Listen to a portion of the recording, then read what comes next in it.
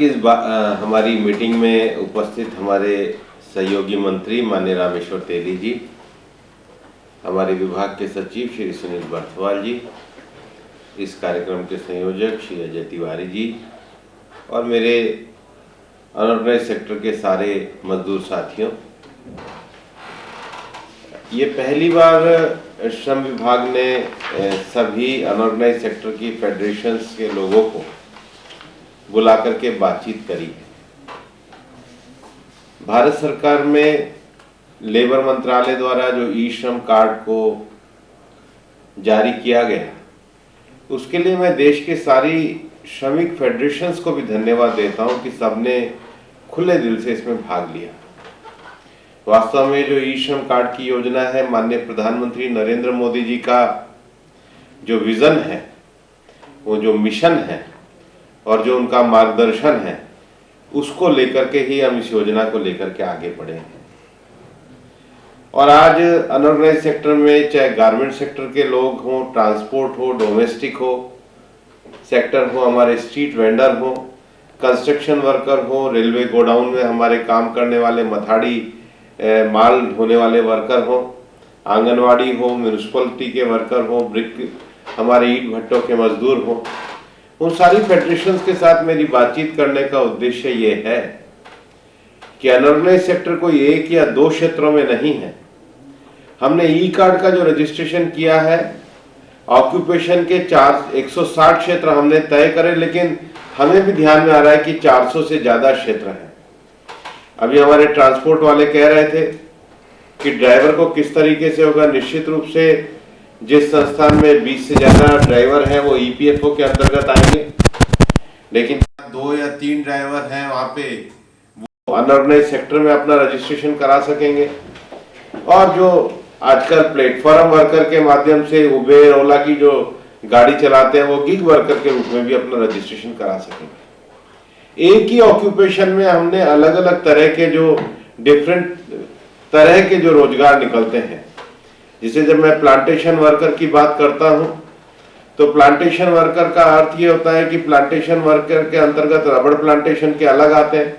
Tree plantation के अलग worker हैं, हमारे बिहार में लीची के प्लांटेशन के अलग वर्कर हैं, हॉर्टिकल्चर के अलग वर्कर हैं।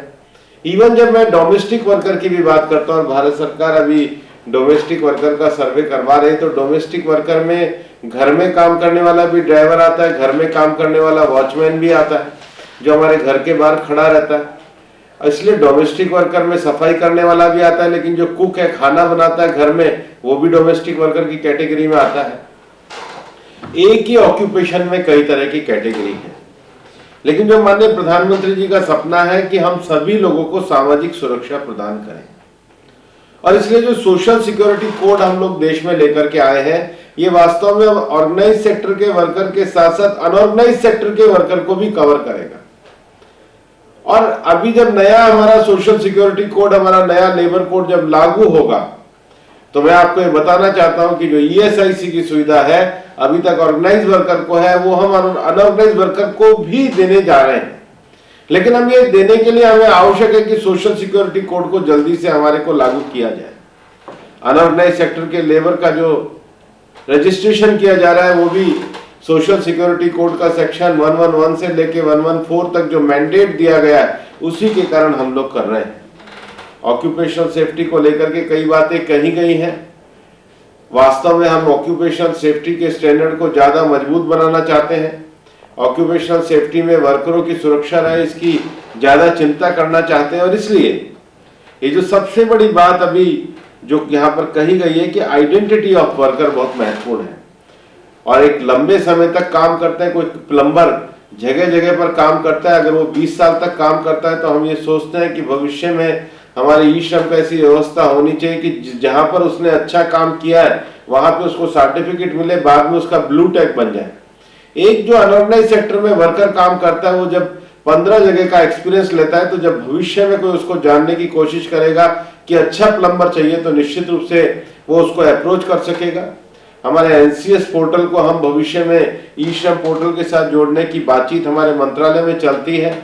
ताकि जहां पर रोजगार की आवश्यकता और जहां पर रोजगार के लिए व्यक्ति उपलब्ध है, अनऑर्गेनाइज सेक्टर के लिए देश में एक बड़ा प्लेटफॉर्म तैयार हो, जिसको बार बार मैं कहता हूं कि एविडेंस बेस्ड पॉलिसी, आखिर जो 400 ऑक्यूपेशन है वो 400 ऑक्यूपेशन कौन कौन से हैं, उनकी आइडेंटिफिकेशन होना, उनकी जानकारी होना, उनकी एक्सेसिबिलिटी होना और उनकी अप्रोच होना, उनको सोशल सिक्योरिटी होना, ये हमारे सरकार की प्रतिबद्धता है। माइग्रेंट वर्कर के लिए और डोमेस्टिक वर्कर के लिए जो सर्वे है वो दोनों सर्वे अभी चल रहे हैं और दोनों सर्वे की हम प्रतीक्षा भी कर रहे हैं। सरकार के द्वारा ही ये सर्वे करवाए जा रहे हैं और उसके साथ ही साथ अभी ऑल इंडिया लेवल पे जो हमारा एक्विज और जो सर्वे चल रहा है, उस सारे सर्वे में हमारे जो नॉन एग्रीकल्चर के जो 9 सेक्टर हैं, चाहे ट्रांसपोर्ट का सेक्टर है, रेस्टोरेंट का सेक्टर है, एजुकेशन का सेक्टर है, हेल्थ का सेक्टर है, कंस्ट्रक्शन वर्कर का सेक्टर है, इसमें हमारी रोजगार की क्या स्थिति है, इसकी तिमाही रिपोर्ट अब सरकार के द्वारा तैयार की जा रही है। एक तरीके से अनऑर्गेनाइज सेक्टर के लिए बड़ा काम सरकार के द्वारा किया जा रहा है, जिसको अब हम चाहते हैं कि एक प्लेटफॉर्म ई श्रम पोर्टल के माध्यम से मिले। मैं आपको ये बताना चाहूंगा कि हमारे देश में अनऑर्गेनाइज सेक्टर का जो रजिस्ट्रेशन हो रहा है वो हमारे CEC के माध्यम से हो रहा है, जो देश भर में नीचे जिनकी जगह जगह ब्रांच बनी हुई है, और 1-2 ब्रांच नहीं है, 4 लाख है, और उनको पैसा भी सरकार ही देती है। अगर कोई भी सेंटर आपसे पैसा मांगता है, आप श्रम विभाग को सूचना भेजिए, आप मुझे सूचना भेजिए, ये सारे का खर्चा उनको सरकार देती है। और इसलिए हमारे अनऑर्गेनाइज सेक्टर के लोगों की जिम्मेदारी है, हमारे नेताओं की जिम्मेदारी है कि वो उस सेंटर पे जाएं। 4 लाख सेंटर कोई कम नहीं होते हैं। आज हमारी स्थिति है कि एक दिन में हम 45 लाख श्रमिकों का रजिस्ट्रेशन करते हैं, और इसलिए यही कारण है कि हमारा रजिस्ट्रेशन आज 200 दिनों से भी नहीं हो पाया, लेकिन हमारा रजिस्ट्रेशन आज 23 करोड़ को पार कर गया है। हम वास्तव में ऑर्गेनाइज सेक्टर के जितने 38 करोड़ वर्कर है, उनका रजिस्ट्रेशन करके उनकी सम्मानपूर्वक जिंदगी में जो अन्य प्रधानमंत्री जी का सपना और योजना है उसको पूरा करना चाहते हैं। अभी हम निश्चित रूप से जो अनऑर्गेनाइज सेक्टर में PMSYM जो हमारी स्वैच्छिक वॉलंटरी पेंशन योजना है, प्रधानमंत्री जो स्वनिधि योजना है, विशेष रूप से हमारे शहरी क्षेत्र में रेहड़ी और पटरी वालों के लिए है, उसके लिए हम कार्यक्रम को आगे बढ़ाने वाले हैं। एक विषय भी आया, ईंट भट्टा मजदूरों के लिए विशेष कैंप लगाने के लिए। मैं आपको विश्वास दिलवाना चाहता हूं कि अभी हम सारी ब्रिकलेन इंडस्ट्री से बात करके जो हमारे भट्टे पे जो काम करते हैं उन मजदूरों के लिए विशेष कैंप जरूर लगवाएंगे। अभी जितना भी फॉरेस्ट विभाग में हमारे जो काम करते हैं, मैं सारे फॉरेस्ट विभाग में उनके लिए विशेष कैंप लगवाने की योजना बना रहा हूँ। जिस क्षेत्र में भी आपको आवश्यकता हो कि इस क्षेत्र में मजदूरों के लिए काम नहीं हो पा रहा है, हम आपके साथ जुड़कर, आपको अपने के साथ जोड़कर, लेकिन हम सब मजदूरों का रजिस्ट्रेशन चाहते हैं। आप मंत्रालय में सीधा मेरे नाम पे भी पत्र लिख सकते हैं, हमारे रामेश्वर तेली जी के नाम पे भी पत्र लिख सकते हैं। हम उस कैंप की सुविधा सब मजदूरों को देना चाहते हैं, क्योंकि हम चाहते हैं कि हमारे सब मजदूर भाइयों का रजिस्ट्रेशन हो। और इसके साथ एक और बात भी है,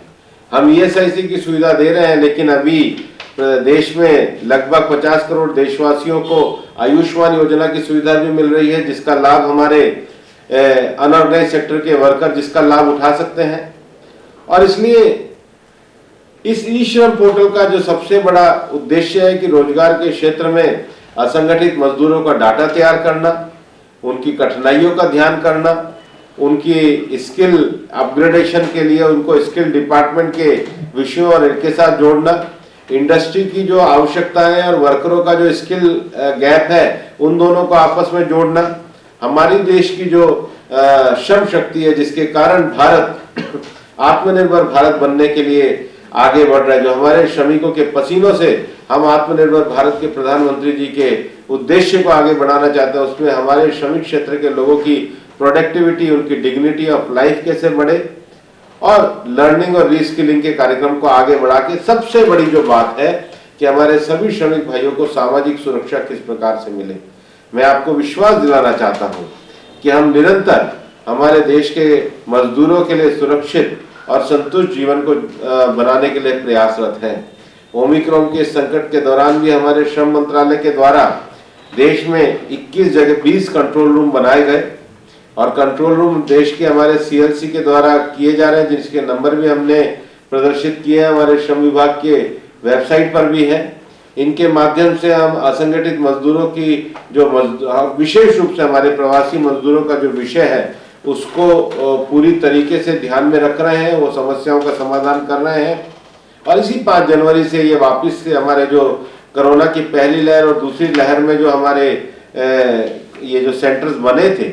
उन सेंटर्स को हमने वापस से शुरू किया है। हम सब लोग एक कोरोना की महामारी की लड़ाई को भी लड़ रहे हैं और इसलिए असंगठित क्षेत्रों में भी वैक्सीनेशन के ड्राइव को सभी आज आए हुए मजदूर संगठन चलाएं, वैक्सीनेशन के काम को आगे बढ़ाएं। मैं आपसे अपेक्षा करता हूं और मैं आपको विश्वास दिलाना चाहता हूं, ये लहर खत्म होने के बाद मेरा और माननीय रामेश्वर तेली जी का जो जगह जगह पर जो हमारा टूर होगा, हमारा आपके साथ इंटरेक्शन होगा और ई श्रम की योजनाओं में माननीय प्रधानमंत्री जी के सपने को हम आगे बढ़ाएंगे। और मैं आगे भी हमारी सारी ट्रेड यूनियन फेडरेशंस और उसके साथ साथ असंगठित क्षेत्र में काम करने वाले लोगों के साथ बातचीत जारी रखूंगा। बहुत बहुत धन्यवाद। जय हिंद, जय भारत।